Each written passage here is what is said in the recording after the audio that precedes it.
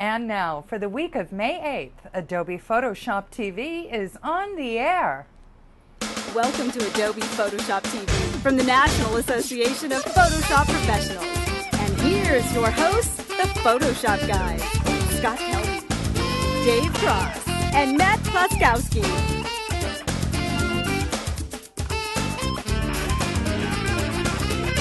Alrighty, everybody, welcome to another episode of Adobe Photoshop TV, brought to you by the National Association of Photoshop Professionals, the fine, fine people who bring you Photoshop User Magazine. Yes, and this week's episode is brought to you by DLO, Digital Juice, iStock Photo, CDW, Yellow Machine, and Logitech. Excellent. I love all those just three-letter names. That makes it easier. CDW, FBI, could be anybody. All right, well, welcome, everybody. My name is Scott Kelby, and joining me representing the country of Canada, that's it, Canada, Mr. Dave Cross. Good day, everyone. And we are flying the missing man formation. Mr. Kloskowski is on the road this week, but we expect that he will be back next week. We fully expect that Matt won't be back from his travels, but we're happy to have you guys here. We put together an action-packed show with lots of tips, lots of training, and even though Matt's not here, he did a tip for us, That's right. He knew ahead of time he wasn't going to be able to join us, so he put together a little tip that he left for us, so we will be able to drop that in and show that to you a little bit later. So we'll be getting what we like to call canned Matt. So that's coming up a little later. But first, we're going to go ahead and start. I brought a tip for us. My tip is actually a photo restoration tip. Now, I did a photo restoration a few weeks back. We had a lot of comments about it. So they said, you know, more of this kind of stuff. So here's some more of this kind of stuff. And what I'm going to show you actually in this one, because, you know, a lot of restorations, they take a long time. Sometimes they can take a half hour, an hour, sometimes days, depending on how damaged the photo is.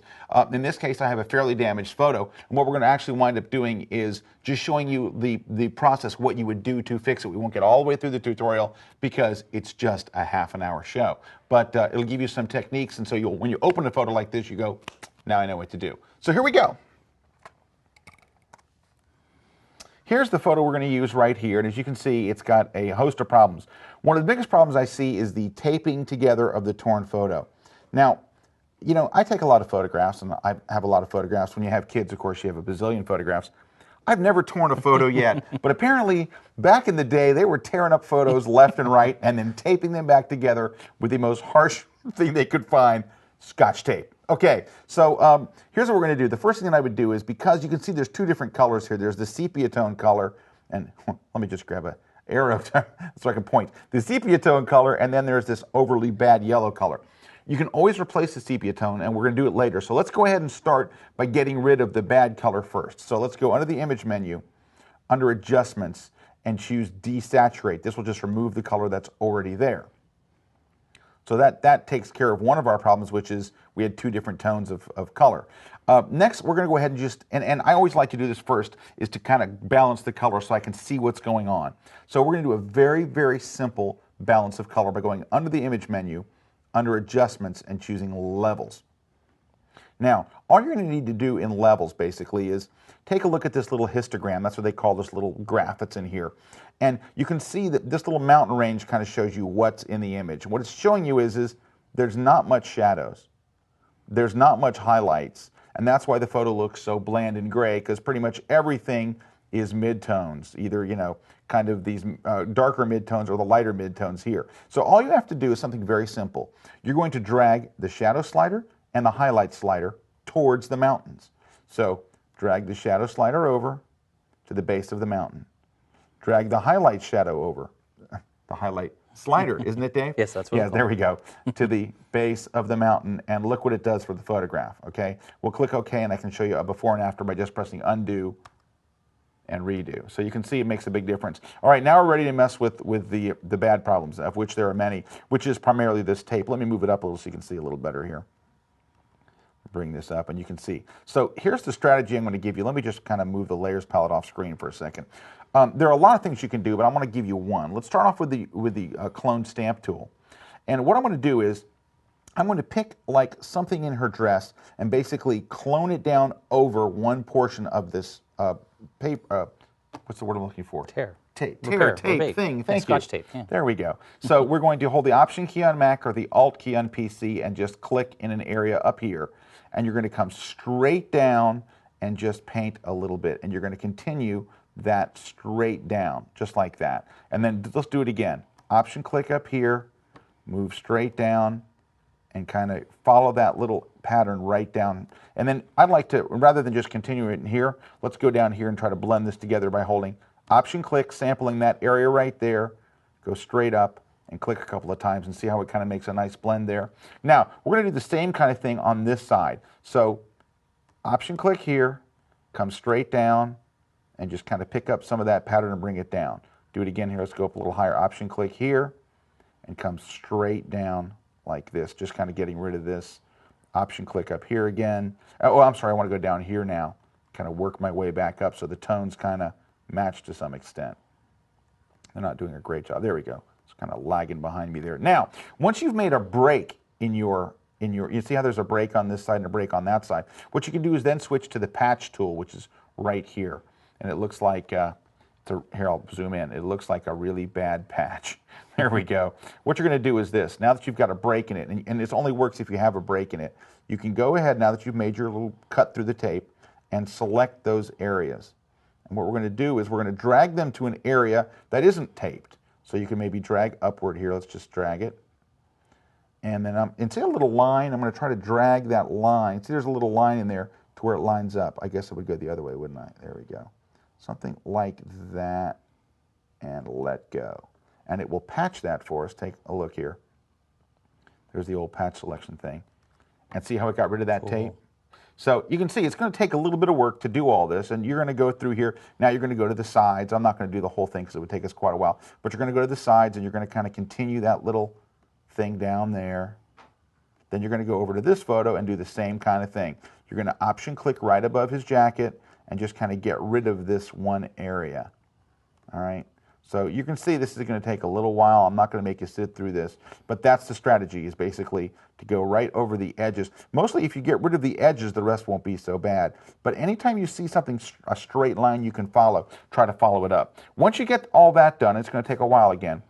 But you can see we made a lot of progress in a very short time. The second thing is to bring back that original color if you like. So here's what I'm going to do. I'm going to duplicate this image so you'll see the after. Okay, so here's the after. Then what I'm going to do is I'm going to go back real quickly and revert this to its original. And you'll see how bad things were just a few moments ago.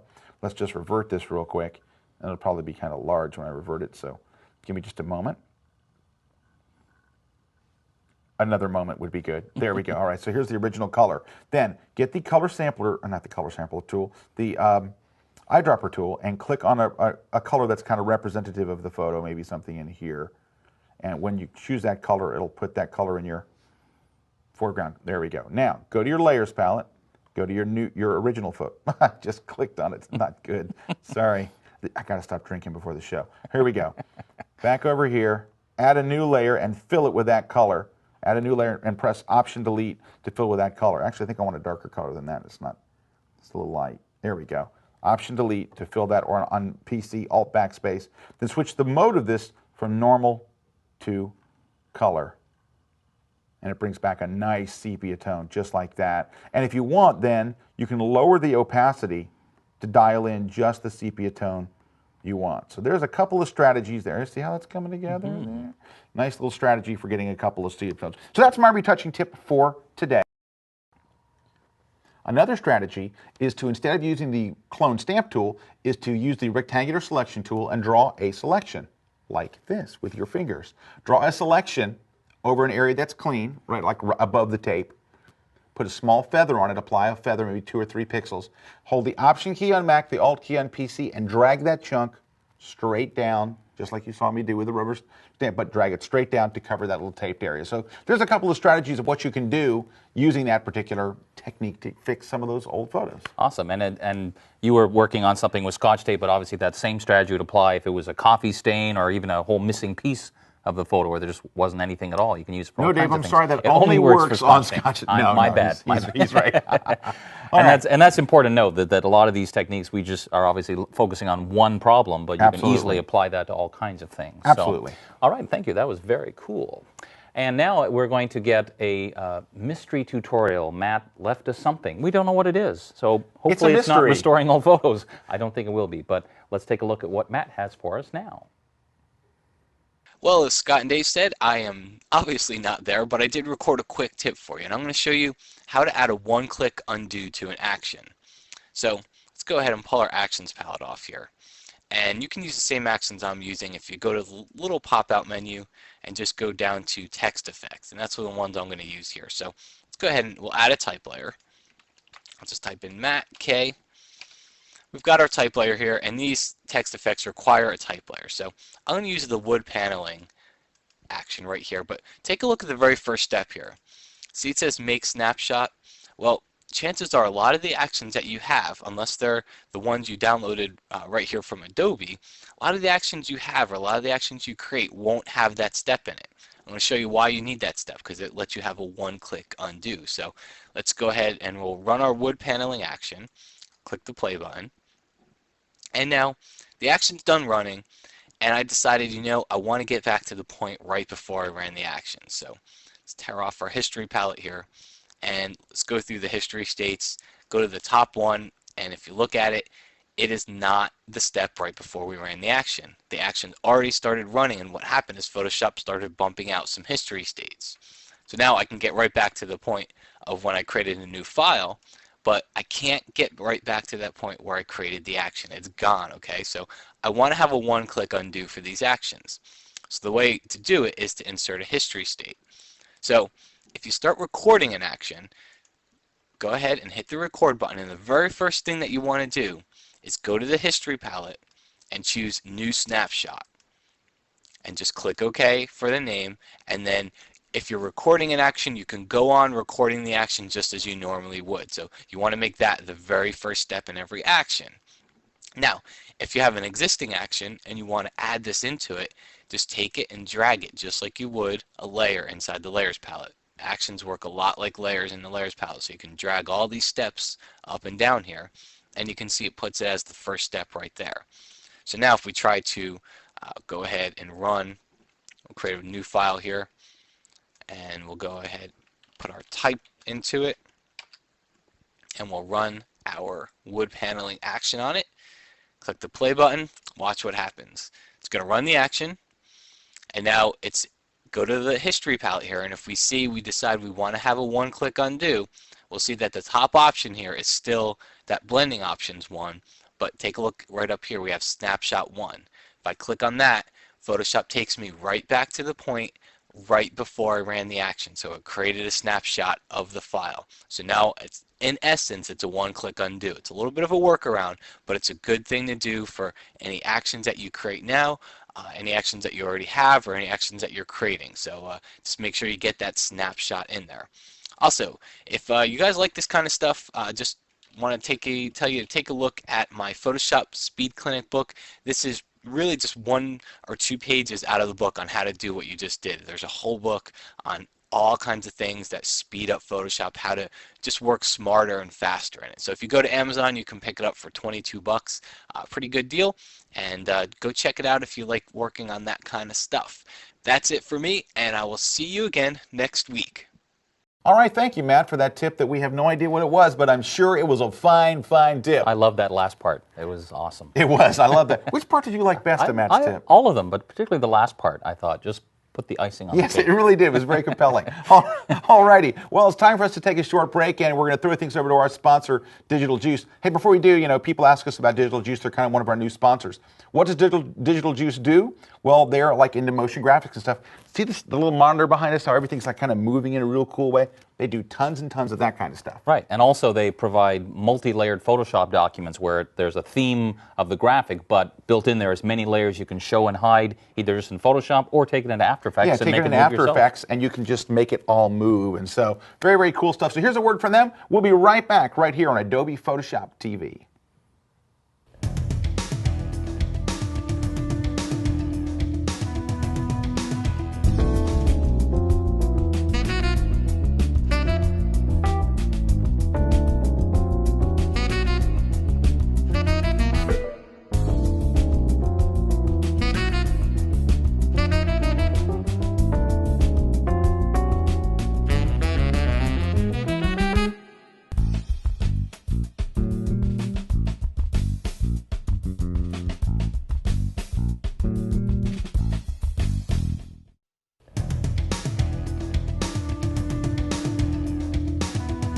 Alrighty, we're back. I'm Scott Kelby with Dave Cross, and Mr. Cross, you brought us a tip, didn't you? I do have a tip, and I will get to shortly, but actually before we do that, I thought we should let the people know about something very exciting that has just started, and that is your brand new online training course. Oh, that's true. That's true. I did an online training course.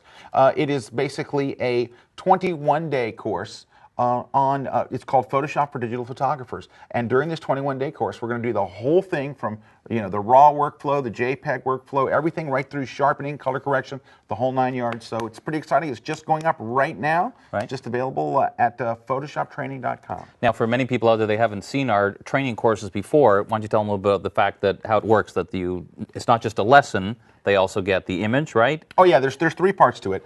It's 5 minutes a day, because I know people are like crazy busy, so they don't have 3 hours a day to do a Photoshop training course for 21 days. So it's 5 minutes a day, and every day we tackle one topic. You download the same photo that I use in the tutorial, so you can follow right along with me, and I have an outline with some extra tips and content and stuff. So it's a whole course thingy. Awesome. Now, what if people are away for a few days on a trip or something and they miss some of the classes? How do they? Well, then you just miss the classes. You're no, actually, you can always go back and make it classes. You can't jump ahead.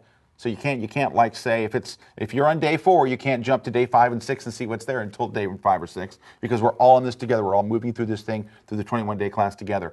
But you can always go back. So if you miss a day and you need to catch up, you can always go back and catch those up. Awesome. And the 21 days, each person, it's when they start, right? That's their day 1 is whenever they sign up. Whenever you start. So if you start today, and I hope you do, it's 21 days from today. If you start next week, then your day starts then. Awesome. And where do they find out more about Dave, this? thank you for asking. It's at photoshoptraining.com. So I hope you'll join me. There's, of course, a special discount for NAP members. And for everybody else, I believe it's $39.95 US. Awesome. So I hope you'll join me on my 21-day course on Photoshop for Digital Photographers. All right, now on to your tip. Cool, awesome. Well, my tip is actually based on the answer to the last week's question, because last week's question I'm sort of going to give away the answer now, although it doesn't matter, but the question last week was what tool allows you to make a star shape? And I thought it might be interesting not just give you the answer, but show you a little bit, and it's in with the custom shape tools.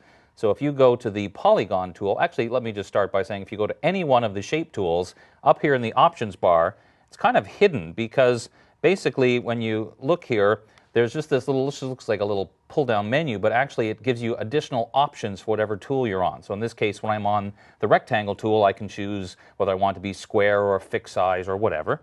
But every single shape tool has a different set of options. So for example, if I wanted to draw arrows, I'd go to the line tool, and then you'll see I have the option for arrowheads, start or at the end. But to go back to our question, the question was, how do you make a star? Well, this is how you would do it. You would, of course, say you wanted, say, a 5-sided star. You'd pop up this little menu and tell them you want a star. Now, it automatically defaults to 50%, so let's just go with that initially to show you. I'm going to make a new layer just so I can easily play with this. And as you see, when I drag now, just because where I started dragging the mouse, my shape is kind of off the screen a little bit. But if I don't let go of the mouse, hold down the space bar, I can reposition it, decide where I want it, and then obviously make it the size that I want. And there's my original star. Now, if I want to do something different, this is where the fun starts. Let me make another new layer so I can show you some of the other options. What if you didn't want a simple star, but no, you wanted, what would you call this? Maybe complex star. A complex star. No, a certificate, seal, a little starburst kind of thing around the edge. So in this case, you would say that you don't want it 50%, but maybe, I don't know, let's just try 15 and see what that does. And now we get this nice, cool little shape. What luck, Dave. It looks just like you wanted. Just like I wanted, because that was just a total guess. And it's red and white, like Canada. Of course it is. Now, needless to say, and you look in here, there's all kinds of options. What if I chose smooth corners and smooth indents? Well, I don't know what will happen. I'm sure this will be a surprise to us all. It should be a surprise. Oh, look at that. It's kind of a smooth thing. Whatever that is, I don't know. That's the technical term. Yes, that is a technical term. But you can imagine that when you're using any one of these shape tools, and really the key is that every time you go to use a shape tool, you're going to want to just pop up this little box and see what the options are. Now, one of the things you do have to remember is that you can always add in the different keys. So, for example, when I was making the star, if I held on the Shift key, that would make a perfect star. And if I want a perfect circle, the Shift key, and so on. So that just gives you a little bit of an idea of how to use the shape tools to your full advantage. Now, one thing that is very important to remember whenever you're doing anything with any tool, but particularly things like those shape tools with that little kind of hidden choices is it will always stay that way. So if you do change the settings for example, the polygon tool, it'll be that 25-sided star thing forever. So remember to go back and always check it every time you go to use that shape tool. It will be that forever. For the Forever. rest of your life. It will So, no, but it's temporary until you know. Well, forever, unless you change it, then Forever, it will be unless forever. you change it, then it will be. Even if you install a new version of Photoshop, even if you change machines or platforms, it'll always be that Always, way. forever. All right. Hey, we were able to corner Taz Talley, who I don't know if you know who Taz is, but if you've ever been to Photoshop World, you've certainly caught Taz's classes or seen Taz on tour or read Taz's books. But at Photoshop World, we were able to sneak him off to the side. And of course, we forced him to give us a tip to share with our readers. So we're going to turn things over to Taz Talley with a very, very cool Photoshop tip for you right now. So I'm here at Photoshop World with Dr. Taz Talley, Photoshop author, trainer, and kayaking specialist. So what more could you want from one Photoshop trainer? So welcome, Taz. You having a good time? I'm having a ball. Have to wear my sunglasses once in a while because of Dave Cross's shoes, but yeah, Dave otherwise Cross. it's Dave Cross it's is great. behind the camera, so you can't see him, but we can. And Dave's sporting a new pair of shoes today. So, Yes, he is. We're No, liking them. It's terrific to be here at Photoshop World. Cool. Yeah, it's Well, great. Having a ball. You brought a tip for us. I did, and I'd like to show you how to do a really quick and accurate color correction for taking digital product shots, in particular using a grayscale target. Oh, cool. Let's go ahead and get right to it. Bet. Well, welcome to Photoshop World. This is Taz Talley, and I'm here to show you a tutorial on how you can really quickly do a color correction using a digital camera and a grayscale target. Now, this whole tutorial is based upon using grayscale, which, as you probably know, is the foundation for all color correction, to color correct an image very quickly and easily. Now, very often when you're doing a color correction on an image like this, you might try to look for like a white highlight or some of the neutral portion of this image, which works very well. But what this takes advantage of is absolutely having grayscale swatches in your image or grayscale areas. And in fact, with this target that you see here, and we'll zoom in, this is a 10-step target that I've created that has RGB values on it and 10 different areas of the tonal range, starting with the top one, which is at 245, which is around a 5% white highlight, and going all the way down in 10 swatches to a 26% grayscale. And every one of these is supposed to be neutral gray. In fact, the target is neutral gray. And the objective of this is to use this target to color correct the entire image, the entire color image. And mechanically what you do is you put your grayscale target somewhere in your image where you can then do the correction with the target and then crop it out later on. Now notice as we're zoomed in here and we look at any one of these swatches and you look at the RGB values that you see here, and on this particular swatch and over on the right hand side you can see the number 162 means that it's supposed to be 162, and if it's neutral it should be 162, 162, 162 for the RGB values. Well, if you look at the RGB value here in the info palette, you see it's 181, 136, and 103. Clearly not neutral gray because all three values are different, and you can see that none of them are equal to 162. So we have a horrible color cast here. Well, how do we do this? Well, there's two ways, and I'm going to show you the quick and dirty way. And the quick and dirty method is just correcting the highlight, which is at 245, and the midtone using the color eyedroppers in the levels dialog that you see here. Yeah, it's so easy that you won't believe it. All right, so here's what we're going to do. We will we're going to set our highlight eyedropper, which is down here in the lower right-hand corner, equal to the 245 on the highlight swatch, and then we'll set the midtone dropper at 135, and then we'll just correct this image. So I'm going to back out so you can see what goes on in the image as we do this correction. So as I mentioned, we're going to use the highlight dropper, and I'll move my cursor down and just double click on the highlight dropper to bring up the color picker dialog box. And then we just tab down and put 245 next to the red, 245 next to the green, and 245 next to the blue. And what that does is it sets that highlight eyedropper at a neutral 245 white highlight. And if you look in the upper left-hand corner of the highlight color picker target area, you'll see that little indicator showing you where that white highlight is. And then click OK. And then do the same thing, move down, select the midtone dropper, and double click on it. And we'll set that 135, 135, 135 for the red, the green, and the blue. And notice again over on the left-hand side of the swatch area is that it's at a mid-tone gray. And that's it.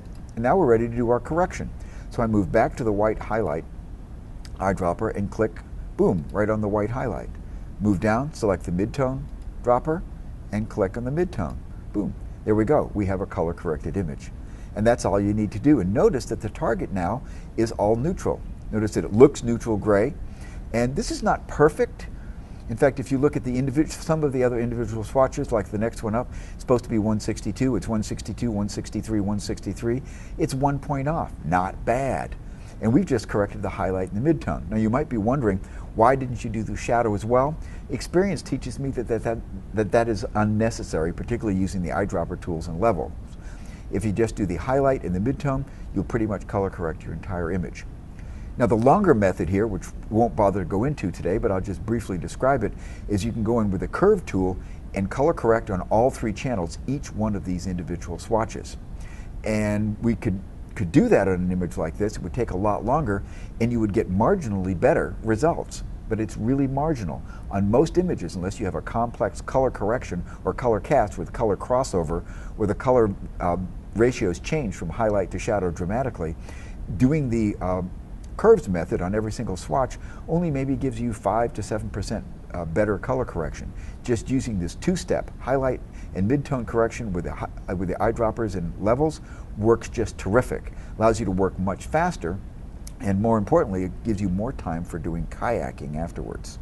So there we go. You just click OK, and the final step, of course, would be to take your crop tool and just crop the portion of the image that you want to keep, hit the Enter key, and then your color correction is done and your target is out of your image. So there we go. Taz's 2-step grayscale target color correction, leaving lots of time for hiking, biking, and kayaking. So using this, the tip that I just showed you, you can really reduce the amount of time it takes you to do a color correction. If you put that grayscale target, particularly the multi-step grayscale target in your image, rather than having to go through and look at the actual image and try to find places that are neutral, the target is already neutral. Just click on that highlight in the midtone, boom, you're done. Sweet. Yeah, more time for kayaking. Gets me away from those shoes. Where do you live, Taz? I live in Homer, Alaska. Cool. Yeah. Cool. Well, Taz, how can everybody out there find out more about you and some of the projects you're working on? Well, I'm on the NAP website. You can get information about me there, or you can contact me with my email address, which is ttally.phd@aol.com, or go to my website, Taz Seminars. It's TAZ Seminars.com. Got any books coming out, or got any books out? Oh, I do. Brand new Photoshop book. Thanks for asking. Hey, yeah. no problem. All That's right. my job. You're the man. All right. Cool. Yeah, Photoshop before and after makeovers from Wiley. It shows a lot of production tips that I've used over the years for, again, quickly doing corrections and making images ready for pre-press. And again, leaving plenty of time for hiking, biking, kayaking. Cool. Yeah. Sweet. We'll go check it out on all fine book selling establishments. Cool. So cool. Well, Taz, hey, we appreciate you coming You by. bet. You bet. And we'll see you again soon. Thanks. Thanks. Cool. All right, thank you, Taz and Dave. And wow, look, Dave's right here as I'm here well. again. He's everywhere. I try to be. It was a great time to talk with all these instructors, and especially because so many of them had great tips. Now, speaking of great tips, if you're, as we know you are, in the market for a little tip, especially every day, go take a look at our friend Matt Kloskowski's wonderful thing he does, PhotoshopKillerTips.com. Every day he does a quick little tip for you. So go check it out. Now, as opposed to this show, which is like 30 minutes, Matt's tips are like 30 seconds. No, they're like about a minute to a minute and a half. Quick little tips. So if you haven't gone, it's free. Go to PhotoshopKillerTips.com. All right, we're going to take a short break. We'll be right back right here on Adobe Photoshop TV.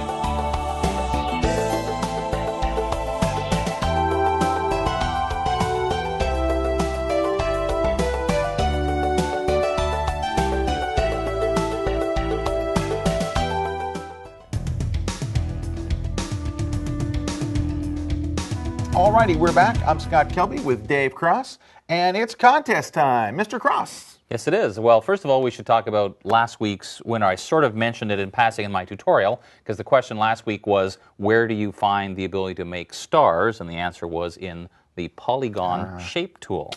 And the winner was this lucky person. Yes, this lucky person. Congratulations to this lucky person for the You're wonderful so prizes lucky.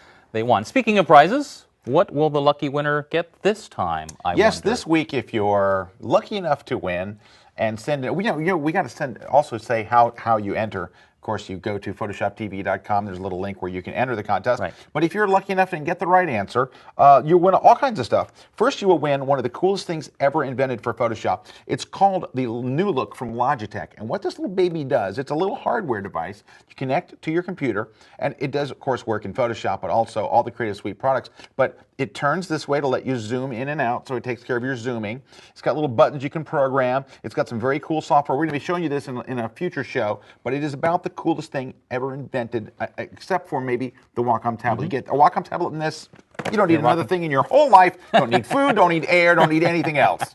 All right. Right. And Terry White's book, Secrets of Adobe Bridge, a great book on how to take full advantage of Bridge. Yes, the Bridge. Excellent. Also, you get a 1-year subscription to Layers magazine. Layers, which is the how-to magazine for everything Adobe. And you get a 1-year subscription to this, and you can read people like Dave Cross, Matt Kloskowski, and myself in here teaching all of the Adobe Creative Suite products and Adobe's video products as well. So very cool. You get that as well. And one of the best-selling books that you could possibly imagine, the Photoshop Channels book, by none other than Scott Kelby. And I'm sure, like anything else, it probably will end up being a signed copy. I'm sure it will. I would be delighted to. All right. So we have a question. We have a question. Dave has the question. The question is, in keeping with our Where Do You Find theme, where do you find an option or a command called defringe? And be very specific, as always. And once again, go to photoshoptv.com and check out, you'll see a little link where you can click to enter the contest. And it is not under the fringe menu.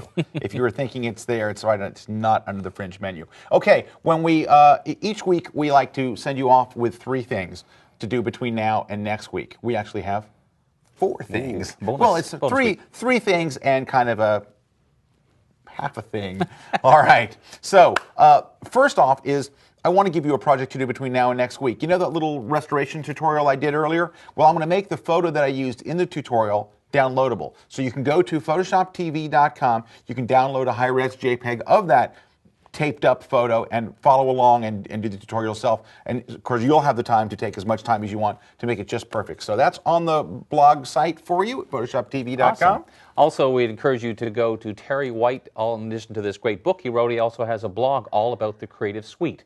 So if you go to photoshoptv.com, as always, you'll see all the links and go check out Terry's wonderful blog about the Adobe Creative Suite. Wait, it's not a blog. It's a video podcast. True enough. Well, he has Even a blog better. too. He has a tech blog, but you want his Creative Suite podcast, Right. which is very, very good. So you can check that out. We'll have the link for you on the Photoshop TV website. Now, since you brought up the word blog, Must have been wild. how's that? Yeah, how's that for a segue? Guess who has an outstanding, cool Photoshop blog? Dave Cross, who you can't see. He's over here off camera. I'll just switch. Hi, there. Dave Cross. Go to Dave Cross's website. What's the URL? It's davecross.blogspot.com. davecross.blogspot.com. It's a great, great blog, so go check it out. I read it only every single day. He doesn't update it every day, but doggone it, I go there every day either way. No, but he updates it quite frequently, and he always got great little tips, so if you want to check that out. Also, I just want to, here's the half a thing. Go to photoshopworld.com. We have most of the classes are up now. The instructors are up now. We have some new instructors this year at Photoshop World, so go check it out. People like Jeff Shee, we're going to be there. It's his first time teaching at Photoshop World. Very excited to have him there. Also, the Epson Print Academy is actually doing a pre-conference at Photoshop World, so go check it all out right now. We hope that you'll be able to join us in Las Vegas. Right, in September. And anyway, hope you'll go check it out at photoshopworld.com. Well, that wraps up this week's show. On behalf of myself, Scott Kelby, and my good friend, Mr. Dave Cross. We shall see you next time. See you next week right here when Matt Kloskowski will be once again rocking the house key on Photoshop TV. We'll see you then.